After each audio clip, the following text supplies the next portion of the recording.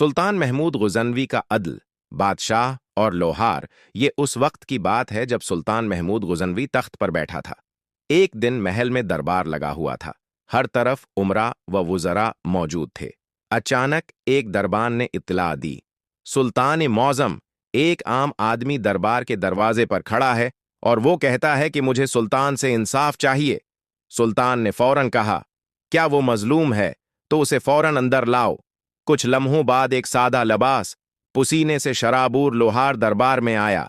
उसके हाथ में हथौड़ा था और चेहरे पर गुस्सा, आंखों में आंसू थे। सुल्तान ने नरमी से पूछा, बताओ तुम्हें क्या शिकायत है? लोहार ने कहा, सुल्तान वक्त, कल रात आपके बेटे शहजादा मसऊद मेरे दुकान के सामने से गुजरे, मेरे औजारों से खेलने लगे और एक कीमती हथौड़ा तोड़ दिया। मैंने रोका तो मुझे गालियां दें और चले गए। अब बताएं, क्या इंसाफ सिर्फ अमीरों के लिए है? दरबार में सुनाटा छा गया। सबकी नजरें सुल्तान पर थीं। एक शहजादे पर इल्जाम लगाना, आम आदमी का इतना हौसला? लेकिन सुल्तान महमूद गजनवी के चेहरे पर गुस्सा नहीं बल्कि सुकून था। उन्होंने फौरन सिपाही को हुक्म दिया, मेरे बेटे शहजादा मसूद को फौरन दरबार में लाया जाए। शहजादा आया, बाप के सामने खड़ा हुआ।